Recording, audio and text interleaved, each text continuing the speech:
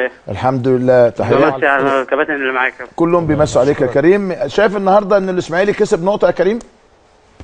لا والله احنا كنا كابتن جايين ان احنا ربنا يكرمنا وعاوزين نكسب الماتش عشان 6 بونت المخصومين مننا نعم. ومركزين ان احنا ربنا يكرمنا، بس الحمد لله يعني برضه النقطه مش وحشه. نقطه مش وحشه. تعليمات مستر ريكاردو بين الشوطين كانت الاهتمام بالدفاع اكتر، لانه الشوط الثاني الشوط الاولاني ضيعته، الاهلي كان مسيطر لكنه كان عندكم هجوم وضغط وهجمات. الشوط الثاني الاهلي تقريبا شبه مسيطر وشبه اكثر خطوره بفرص شبه مستحقه وهدف كمان تم الغائه. قال لكم ايه ما بين الشوطين ريكاردو يا كريم؟ هو حفزنا ان احنا ننزل ونلعب رجاله ونشد حيلنا في الملعب ونلعب اللي احنا عاوزين نكسب، نلعب اللي احنا عاوزين ناخد بونت ولا الكلام ده، احنا كان نفسنا نكسب النهارده. بس الحمد لله يعني على كل شيء. شايف ان النقطه جيده؟ الحمد لله مش وحشه يا كابتن. الفرصه اللي انت ضيعتها وانقذها محمد نجيب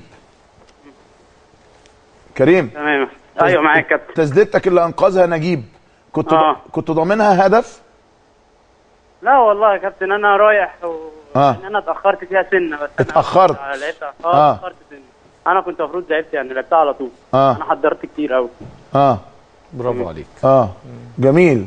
طيب هل فكرت ان انت ترقص؟ يعني هنا الاستوديو التحليلي قالوا لو كان كريم فكر انه يرقص كانت ممكن تبقى جون. انا طول عمري برقص الحاجات دي، لكن انا ما اعرفش ايه اللي خلاني اشوط. شوف المنطقه انا طول عمري بروح قاطم لجوه واروح شايف بشمال، لكن انا اول مره اعملها كده. هل لانه المنافس الاهلي يا كريم؟ لا والله يا كابتن هي في الماتش الواحد بيجي له تفكير واحد فخلاص. انت اول تفكير جالك انك تشوط. طمع. طيب ريكاردو بعد المباراه كان مبسوط بالنتيجه؟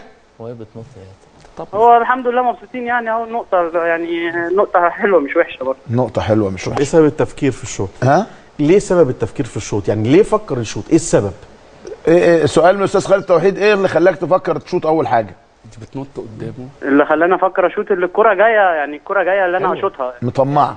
لا الدوافع انك عايز الفرقه تتقدم بهدف ولا الحرص على الثلاث نقط ولا يعني ايه الفكره اللي جات لك في لحظه التسديد؟ الفكره اللي جات لي ان انا نفسي نكسب، يعني نفسي اجيب جون اكسب الفرقه. ده هو والجون. وهي الكره مطمعاك يا كريم؟